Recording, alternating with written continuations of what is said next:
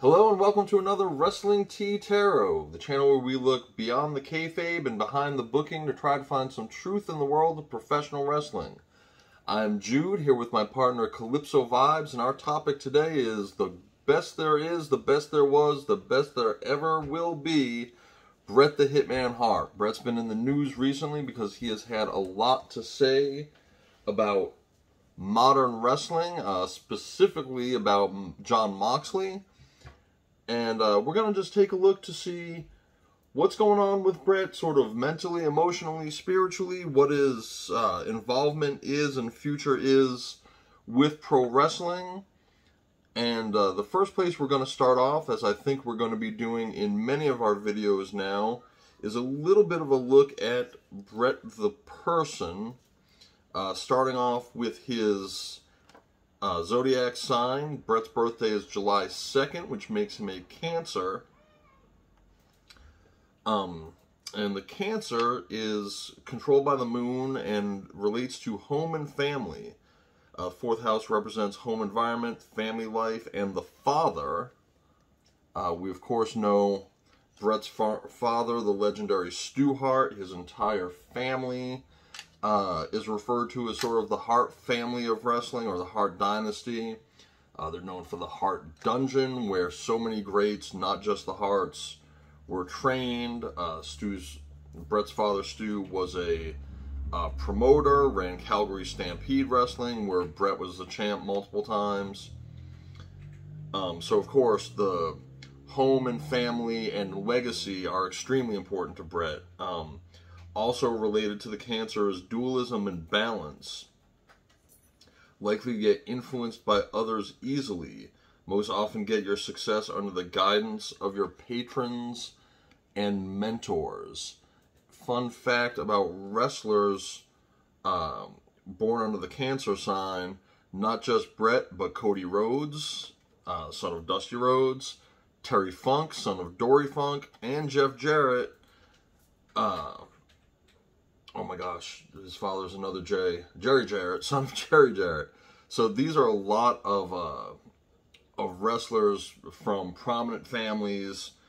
You know, the Rock, Randy Orton, they are not Cancers. So it's not like every single second-gen wrestler, but definitely some prominent ones.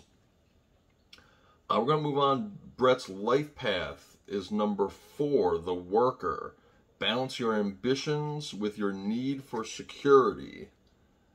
So Bret wants to be the greatest. He wants to be sort of the Mount Rushmore, but also needs to kind of operate within the parameters of the wrestling world so he doesn't become an outcast.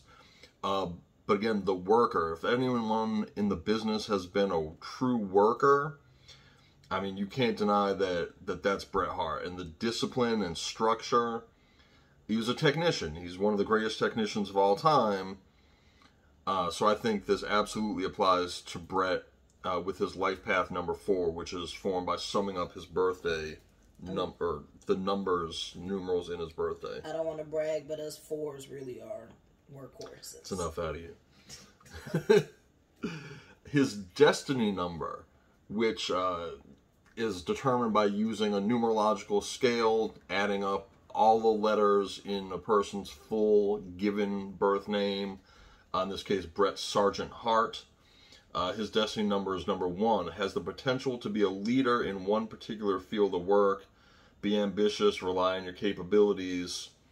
Try not to be dominating or selfish while pursuing your goals. Well, obviously, Bret is indeed a leader and one of the greatest to ever do it in his field of work. His ambition is well known.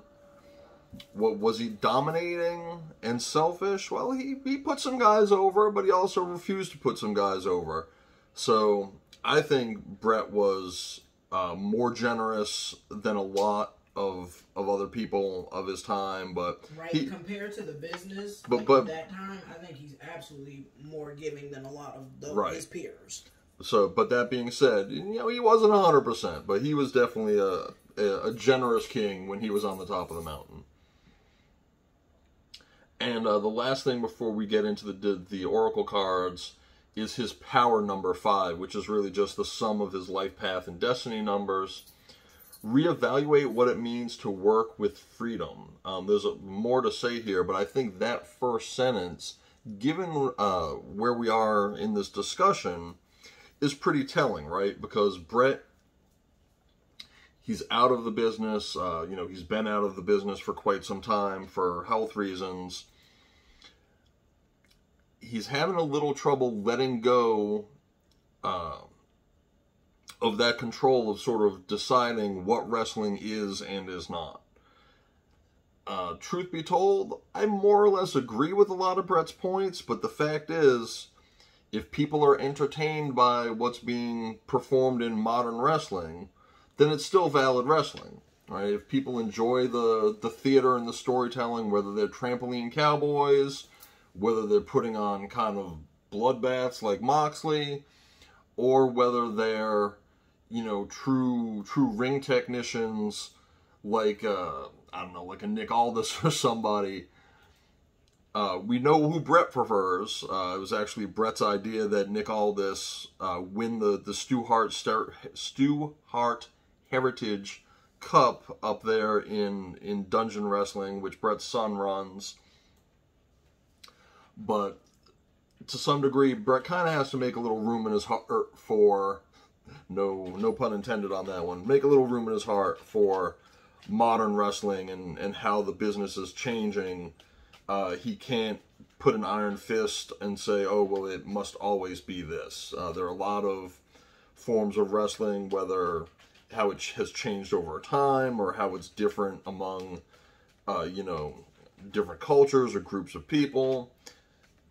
The people who want what's being put forward will find it, and the people who don't, well, they may have to find something else. And in my opinion, the more wrestling, the better. So I am always glad to be able to see a variety, even if all of it isn't 100% my cup of tea. So that's Bret, the kind of the backstory. I'm going to jump in now to that might be most of our cards. The Yin Yang Oracle, and see. Goodness. Right? It's explosive energy. That's why I take that whole top chunk wanted to be seen. Yeah. So let's take a look at these and see if we need to shuffle any more. But I think we got close to 10 cards here. We're probably good.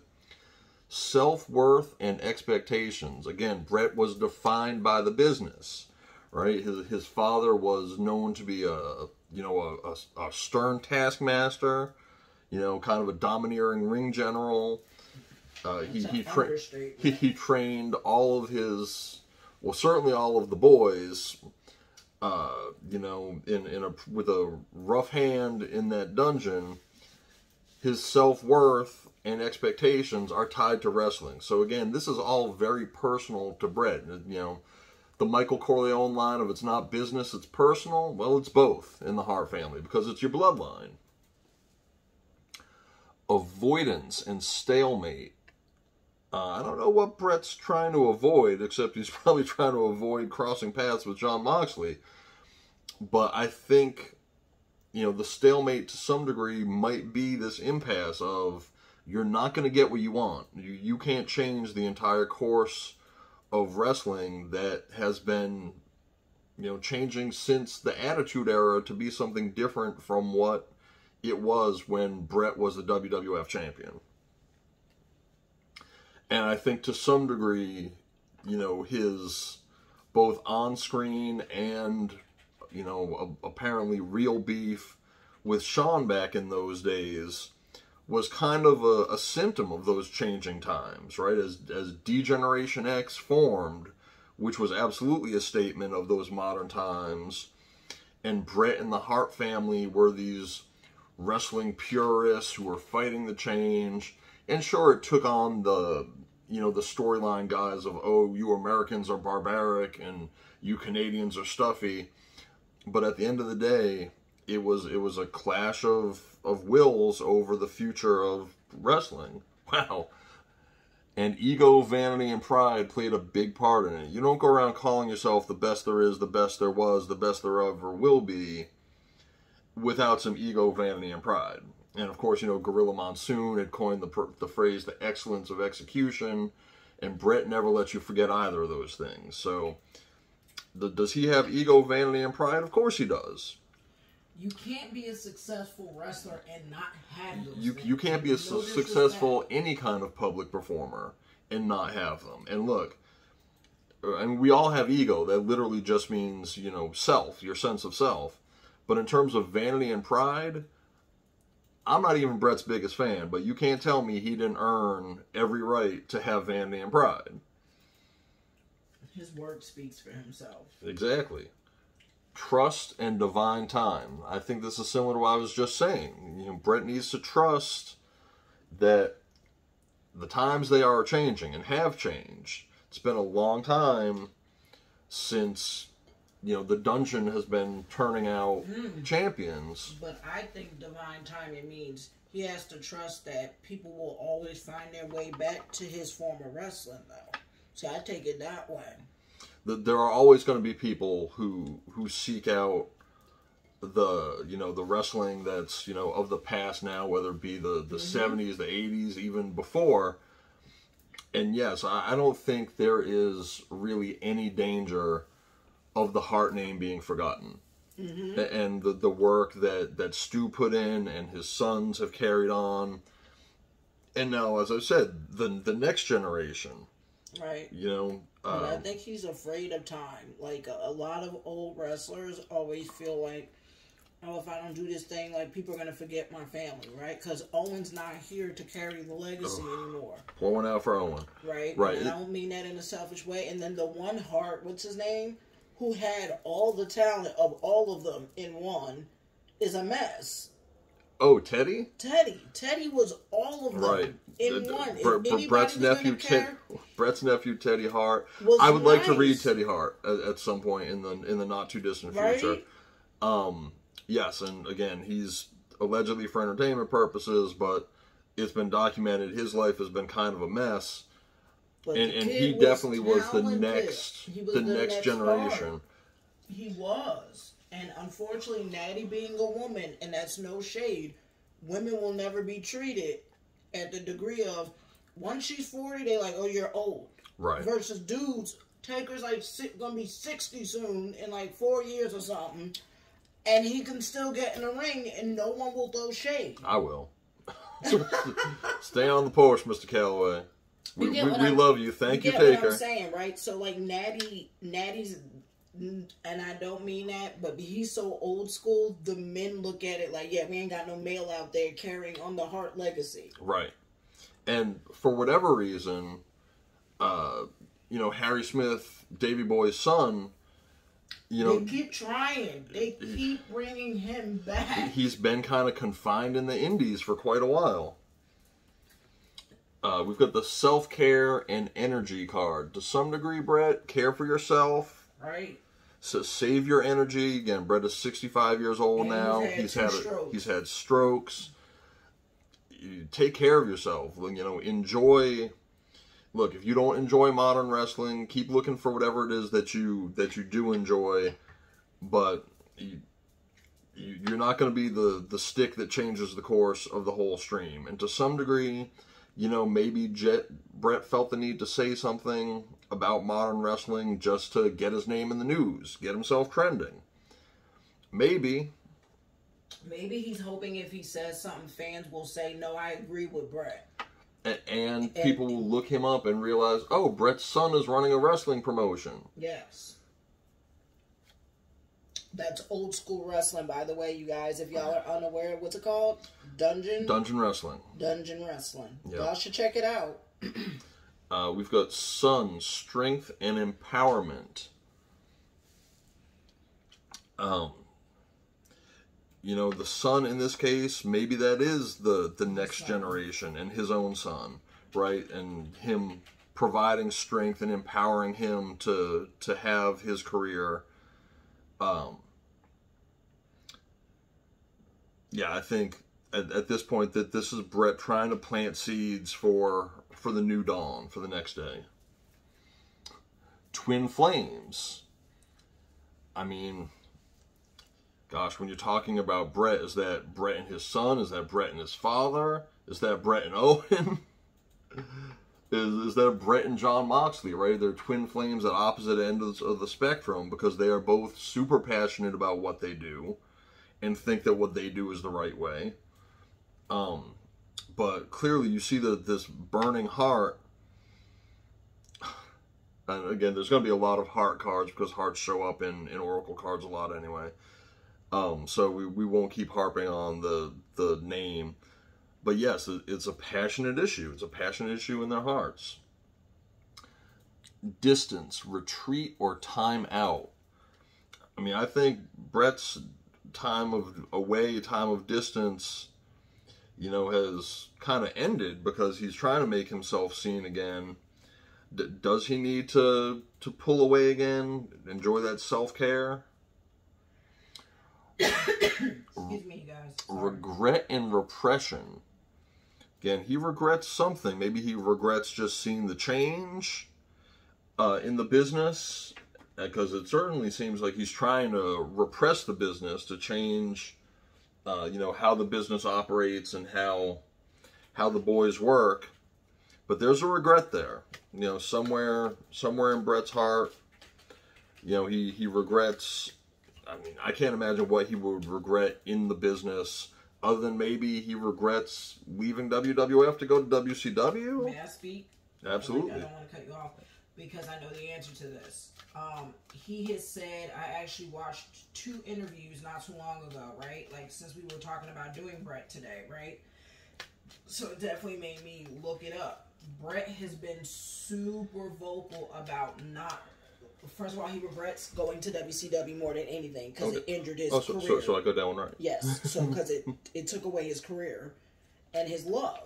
Wrestling has always been his love. It's embedded in them boys and all of that, right? But he's also said he regrets not doing right with Shawn Michaels, like moving past their beef, right? Like that it got so personal because they could have made magic. They could have been the greatest of all time.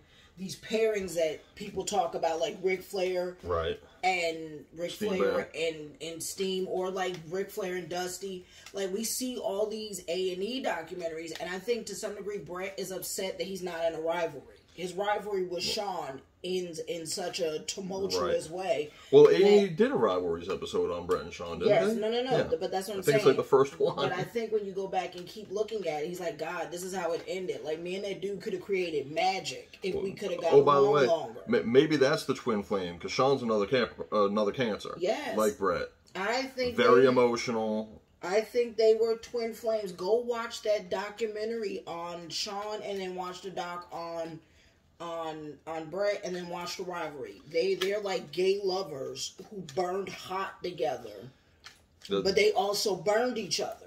Like that's the thing about burning so hot together. Who else did we pull? I pulled twin flame on someone else that we were talking about. Is that Paul and Shawn? I think. Yes. Oh my God! Yes. When I was doing the reading on Paul last week. Yes. Shawn burns hard with his friends or people he works with. If he has chemistry with you, it's always volatile. Always. And he was volatile to Paul. And now they've made up. So it's the same thing. I definitely think that Shawn, his regret is not making more magic with Shawn Michaels in the ring. I do. Hey, Roman versus Cody could have never happened because we'd still be watching Bret versus Shawn. Seriously. At WrestleMania 40 next year. So, like, people making the jokes, oh, at WrestleMania 50, it'll still be Roman versus Cody. Oh. Maybe that's what he's seeing in the news. Like, that could have been us, right? Right. They could have been. They could have been Flair and Steamboat or Flair and Dusty. That's all I'm saying. So he absolutely has regrets about the going to WCW. He won't shut up about that. And, you know, not burning, you know, creating a longer body of work with Shawn Michaels. And that he didn't get to work with Austin again. Like, once Austin peaked, right? Right. I mean, that's a banger. That WrestleMania 13 is a banger. He put Austin over. There's no doubt about it. If you put that guy over, of course you want to then create more work and art with him, right? They could have created more I just don't know if we would have got The Rock in Austin if that happened. Like, what would have happened if Bret never left WWE? A lot of things changed. A lot. If Bret never left. I don't want to say it, but I'm going to go ahead and say it. Allegedly, for entertainment purposes only, if Bret doesn't leave WWE in 1997, does Owen still take that fall in 1999? Right? I wonder. A lot of things change, and we're dealing with hypotheticals, y'all. Because as much as watching Bret and Shawn together was magic, I don't care who you are. I could watch Bret and Owen fight all day. Right? I'd be out there chanting "Fight Forever" for Bret and Owen. Facts. I ain't gonna argue that. I agree. I mean, full disclosure, Owen Hart, absolutely my favorite Hart. Okay, we're looking at the situations, or one of the situation decks here. We've only had about 4 cards drop from it. I'm going to go through a couple more times. And if I don't get anything else, I'm going to just think that's all this deck has to say.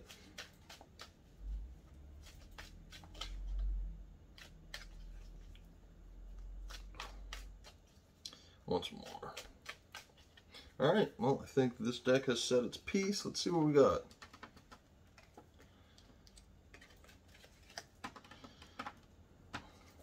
The Abundance card. Self-employed and business. Well, we know Bret has done well, but he's also talked about what did he say, 16 million more that he could have made? Had his career not been shortened by that match with Goldberg? Oh, a lot of money. I'm pretty sure he did the math and said it was like 16 million. What was Bret's number? Yeah, a lot of people don't know Bret was getting paid a lot of money, and that's just then. That's just talking about what his contract was to be fulfilled. That's not including more years later, possibly getting more money. Can you do a quick check for me? To see who the Pisces is? Is Bill Goldberg the Pisces? I don't know that Goldberg's a Pisces, but I can't think of a Pisces. We didn't really look a whole lot. It could be possibly what's his name? Because he hates him too. No, he's not. Goldberg's Cap. What's his name? Oh my God, I'm back. Bischoff. Sorry. Good. I had to sing a song to think of him. Let me see if Bischoff. Okay, we're gonna check this. Bischoff too. What's Bischoff? I don't see his. May 27th. No, that's a Taurus. No, that's a Gemini. Oh, he's a two-faced. Yeah. Okay, awakened love, new love, and open heart. Again, maybe he's, he's trying to find his love for the business because of his son's promotion, and I'm sorry. And hold on, real quick. You know what makes me think? For y'all that are wrestling fans, because I know a lot of y'all know that his beef with Goldberg is real. Mm-hmm. Goldberg is a Capricorn like me. And let me tell you, when Goldberg says it wasn't intentional, he meant that.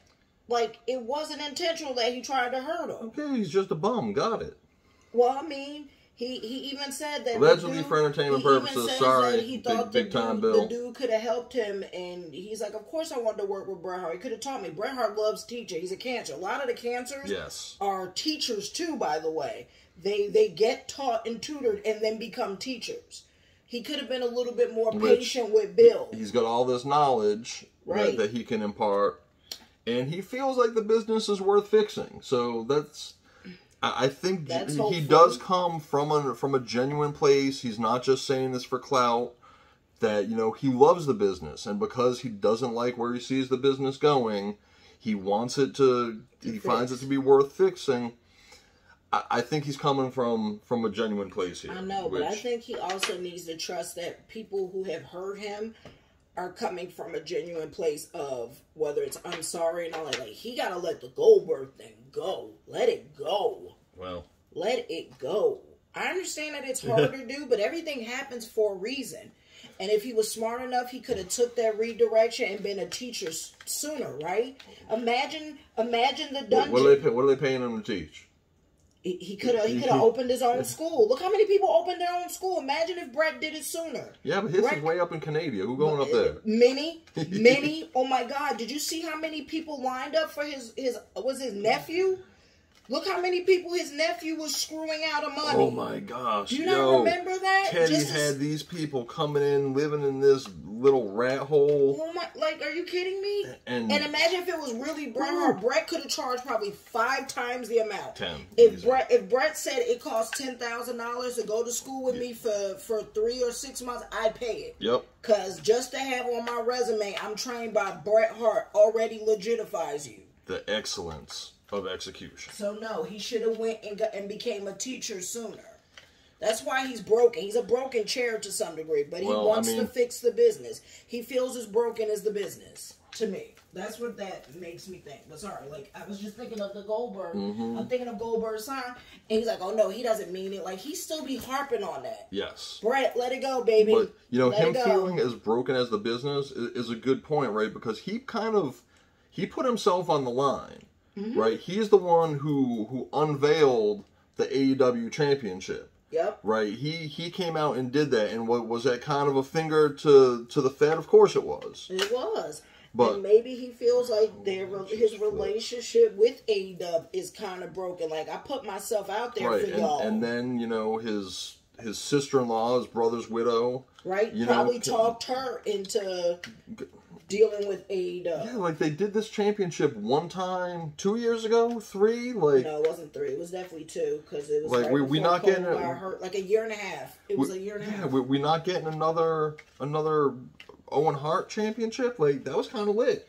Maybe those belts were gorgeous. Maybe he feels used by AEW, right? Like I got Martha Hart. I came to deal with y'all, and then look at where y'all going with the business, right? Look what y'all are doing with my brother's legacy, because to some degree, they handed Owen's legacy over to AEW. Right. That's big. That's big. That's a big move to make just out of spite. To spite WWE. To spite WWE, and like, look what they've done with it. Yeah, like we trusted you with this. I don't know. I think he's got a right to. Yeah. To crap on. Reminder: this is allegedly for entertainment purposes. We don't know, but what we're seeing here, we're looking at these energies about what the feelings might be, and sort of piecing together what we know of the world. And I think that's a fair supposition. Thank you. I'm just saying.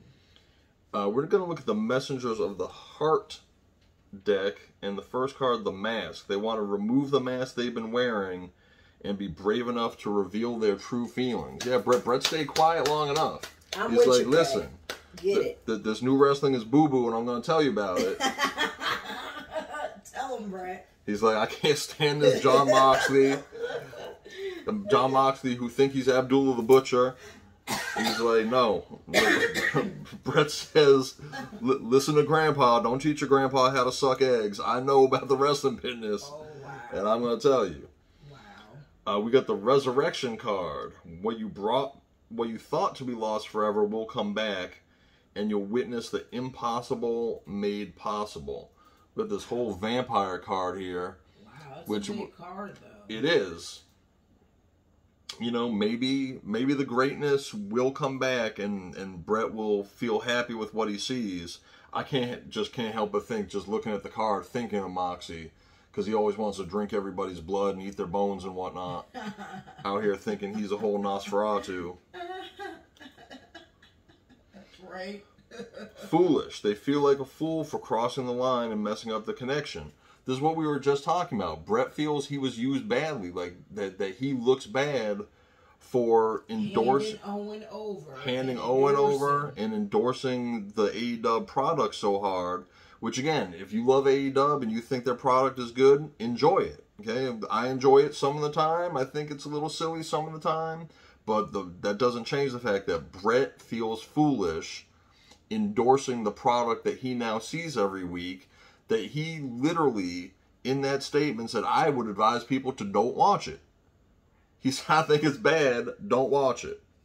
To some degree, that's got to burn, because it's like, oh, now everybody's going to go back and look at your past comments of you singing praises about it. Right. But they done crossed his boundaries. Some of the stuff that they're doing is cross the line for Bret. Let's see, you set strong boundaries for yourself and walk away from those who don't respect them. And Tony Khan's product is not fitting within the boundaries that Bret thinks, at least, the business should be. How about toxicity? Their toxic friendships are creating distance between you two and preventing them from seeing the purity of your soul. So I think, hear me out, and you can paint your own version of that card. I think he likes Tony. But the toxicity of that locker room and those who had Tony's ear of where the business has gone. Of course he likes. Tony's a Libra. Tony's likable. Yes. He'll show you someone likable anyway. Yes. As will Kenny, another Libra. Right. But the problem is they are greatly influenced by the people around them.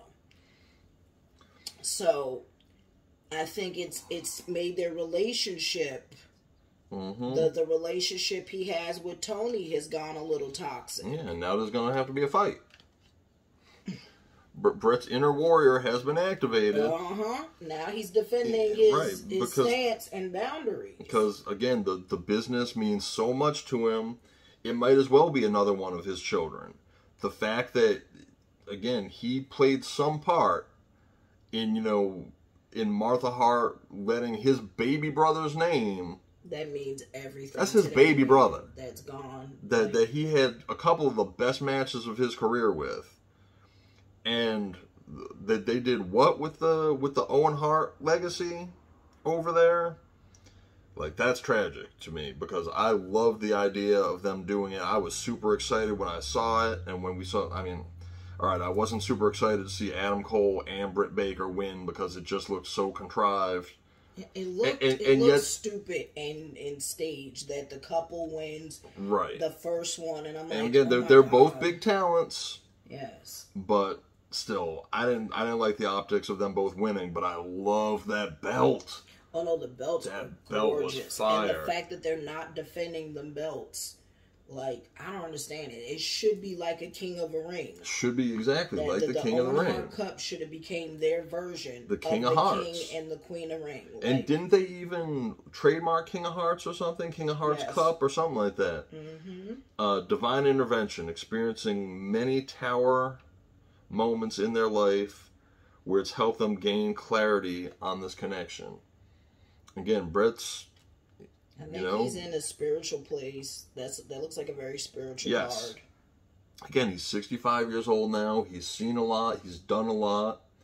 His legacy is cemented. That might be his wife. It's very feminine energy. It is. Stepping in. So, again, all of this, we're not seeing a whole lot of different things going on here, but we're absolutely seeing Bret's feelings are hurt about what he's seeing in AEW, and probably because he, put his name out there to endorse them. You need me to take a deck? Nope, I'm good. Thank you. This is the last one.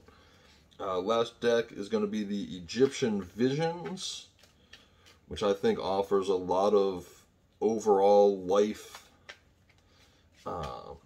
elements in these cards. While I'm shuffling, please do, if you like what you're seeing, like, subscribe, leave a comment down below. Let us know what you think. Let us know who you think is better, Bret or Sean. Which team are you on? If you subscribe, please do hit that notification bell. We are trying to keep uploading fresh content. We have loads of ideas of people that we want to talk about, storylines that we want to pursue. Let us know what storylines are of interest to you.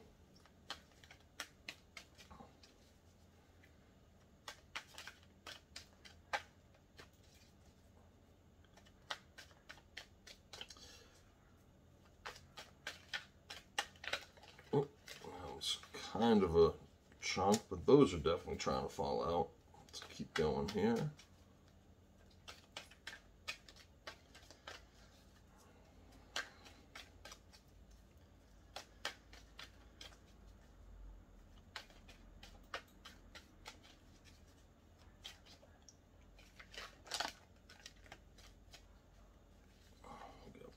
4. Let's see if we can get a couple more out here.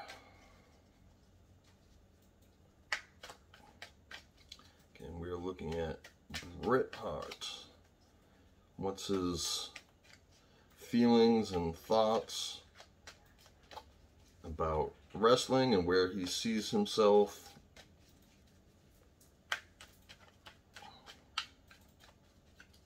I hope Bret Hart can heal his heart. I do.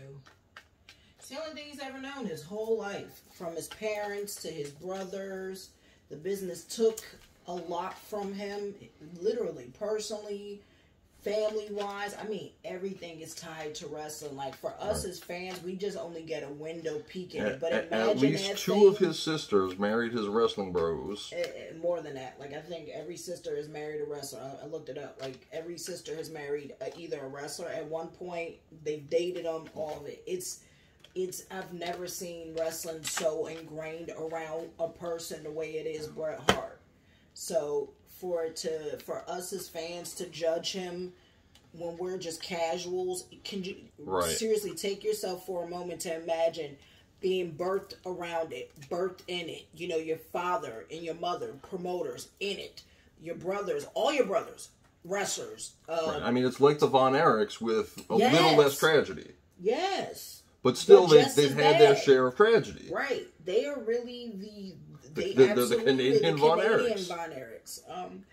Just, you really can't imagine how much it pegs at him. Like, he don't know nothing else. We like, oh, Bret should step away. I wouldn't say that. I think he has so much to give to this younger generation. But like anything with this younger generation, they don't listen. And this is where the adults need to provide the structure and the foundation. So, like, hiring where you have somebody like Tony Khan, who's inexperienced at booking and the business, unfortunately, he doesn't have a foundation of elders around him. Mm-hmm. And I don't mean indie foundation dudes. No disrespect to Christopher Daniels, but nobody's ever heard of Christopher Daniels until AEW. Like, get you some elders who have been at the pinnacle, at the highest mountain. Ric Flair's not wrong. You need people who have experienced the mountaintop if you're ever to get there. I'm a Capricorn. I know better than anybody. You need mentors who've been where you're trying to go. Right. And people keep saying, oh, well, you know, why don't they bring in this person, that person? Oh, well, that's old school storytelling. That's not okay. And Bloodline just proved people still care about soap operas. We still care about old school wrestling. Let me tell you, as a grown woman going to a wrestling event, I don't give a damn about the what is it, the springboard wrestling, all the high flying. I love it, but I'm there for the drama where I get to be a shady fan. Like, boo, you suck, right? Like, most people go to a WrestleMania to feel like a child. And if you give me a match that got booked, you know, on the Raw before WrestleMania, I'm not invested. But because someone just came and called someone out, like, I don't care. That's what I'm saying. Like, you want to feel like a child attached to these stories. Like, oh, I can't wait to go to Mania. Woo, so much stuff going on, right? That's why the Bloodline was bigger than anything. Because it is, and the Dominic. We don't give the Dominic Rey Mysterio storytelling enough credit. Domi's out here working hard on the social media. That's another really good storyline of family, right? Look, and a dad and a son. He's got that kind of heat that he has earned. Right. And then you look at every other story and you're like, where's the storytelling? Right. That's why Charlotte and Rhea didn't main event, because their story was right. I mean, again, you got to give respect to your Royal Rumble winners. Right. But you know, just as a diversion, I know Rick he's said again, like, how did you not have why would you break with that tradition of not having the Royal Rumble winners main event? Rick, you're the GOAT, with all due respect. Women who won the Royal Rumble have main evented exactly twice since 2018, and called Becky Lynch challenging Ronda. Because Ronda was involved. Because Ronda was involved. And Bianca and Sasha. But that's because they were the first black women. That's it.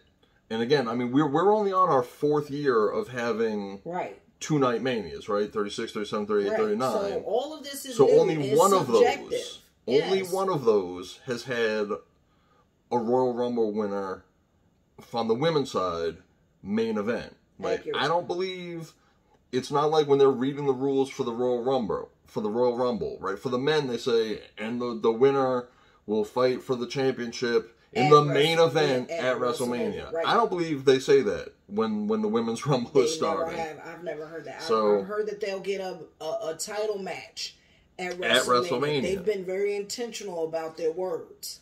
But that being said, man, Rhea and Charlotte could have main evented because they burnt the house down. They did. Okay, let's wrap this up. These last batch of cards, I think, are still on point. Dignity, standing in your truth. Again, we've talked about it. Bret's proud, he's got vanity, he's got ego, and he doesn't want to feel foolish. His dignity as being, one of the greatest technical wrestlers of all time is at stake when he watches what's going on.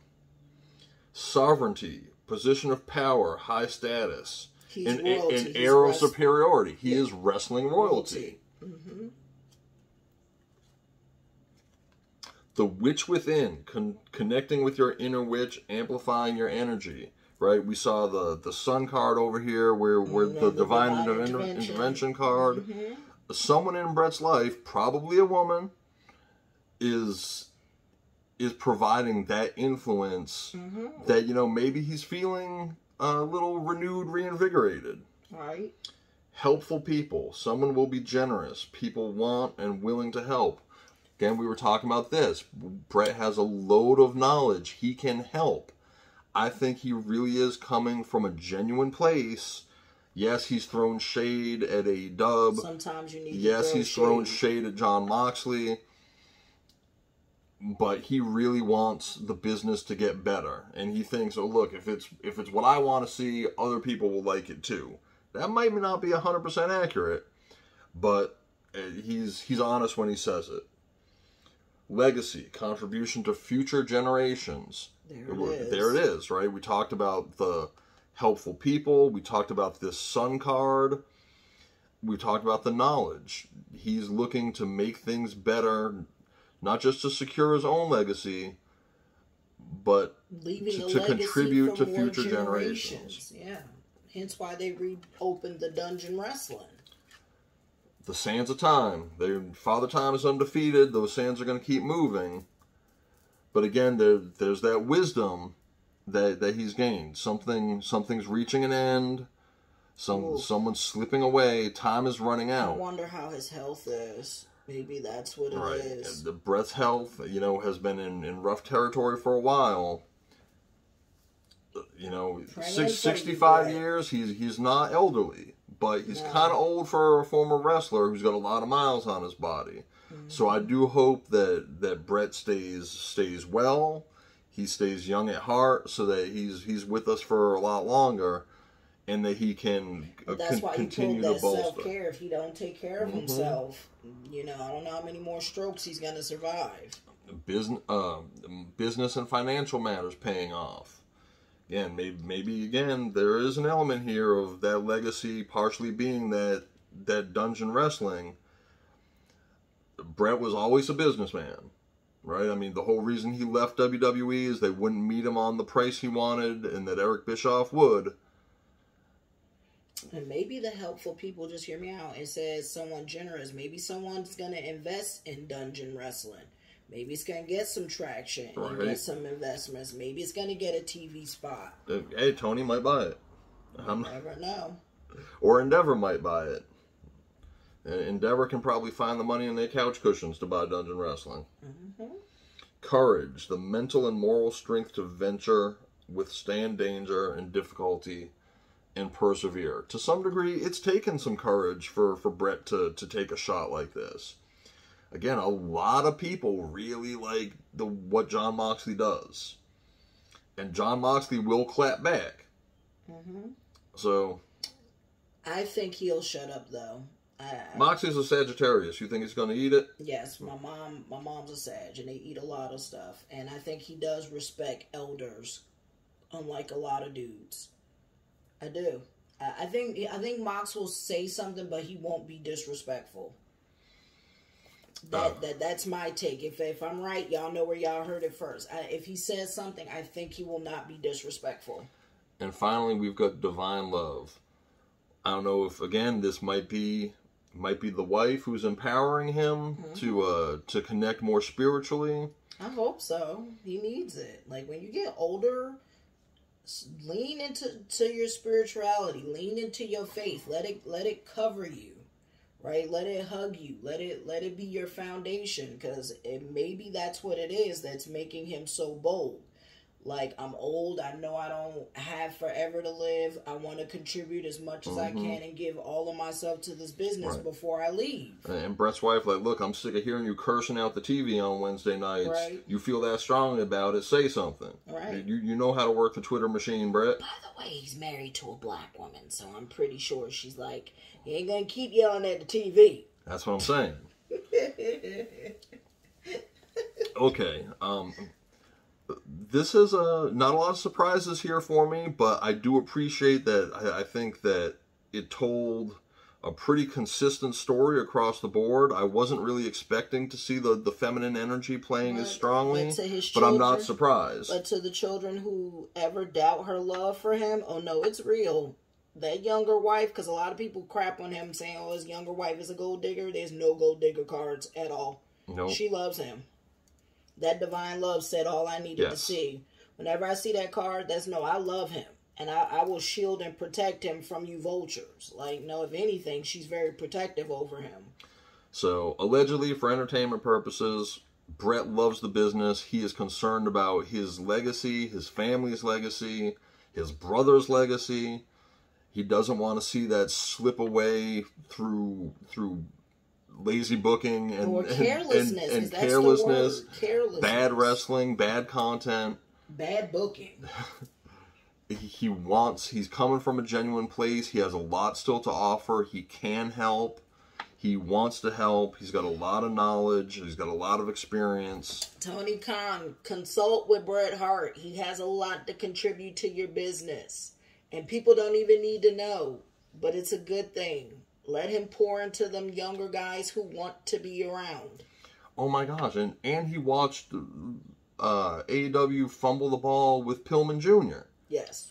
Right? And Pillman was a homie. Pillman was part of the Hart family. He came through the dungeon. Mm-hmm. So he's seeing, Brian Pillman's legacy got muddied up a little bit. How about even Arn Anderson's son? They didn't know what to do with him, so he's back out on the indies. That's another legacy. Like, all the legacy boys on the AEW side are getting buried. They're not making it. Right. Which is sad. They're not being cultivated. And I hope that someone outside the indies picks up Fit Finley's son and gives him a shot, because he's nice. Okay. I think I have said everything that I need to say about Mr. Bret Hart. I hope that you've enjoyed this peek, behind the veil and into interpreting what we can from these oracle cards about Bret. Be sure to check out our other videos. And in case anybody from the Hart family sees this, we love you, Bret. Tell Bret Hart he is loved, and I hope he takes care of himself. He needs to take care of his health.